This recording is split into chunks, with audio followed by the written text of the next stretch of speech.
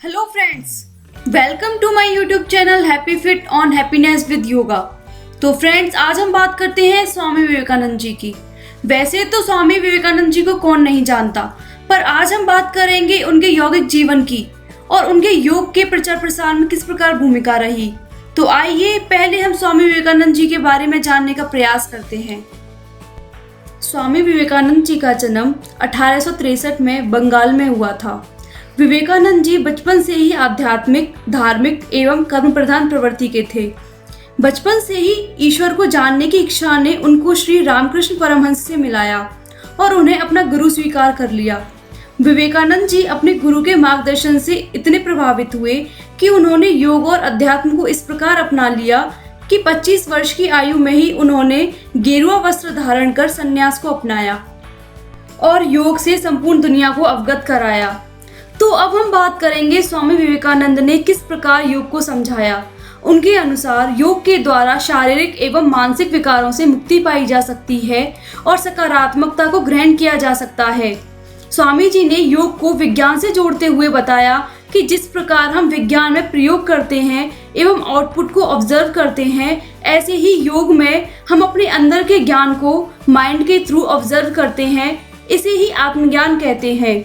उनके द्वारा योग के 4 प्रकार बताए गए हैं: राजयोग, कर्मयोग, भक्ति योग एवं ज्ञान योग। स्वामी जी के अनुसार इन चारों योगों के सामंजस्य से जीवन के अंतिम उद्देश्य को प्राप्त किया जा सकता है। स्वामी जी कहते हैं, पूरा संसार 2 तत्वों से मिलकर बना है, आकाश और प्राण। प्राण का मतलब है शारीरिक शक्ति और मानसिक शक्ति। जो व्यक्ति प्राणायाम की शक्ति प्राप्त कर लेता है, उसके लिए मोक्ष का मार्ग पाना सरल हो जाता है। कर्म योग के लिए ज्ञान योग और राजयोग की आवश्यकता होती है। स्वामी जी के अनुसार कर्म योग का अर्थ है जरूरतमंद की सेवा करना। भक्ति योग में स्वामी जी ने कहा है कि ये महर्षि नारद के भक्ति सूत्र की तरह है और भक्ति प्रेम का महत्वपूर्ण स्वरूप है।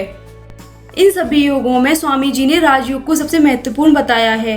राजयोग सभी योगों का राजा कहलाता है क्योंकि इसमें सभी योगों का समावेश है।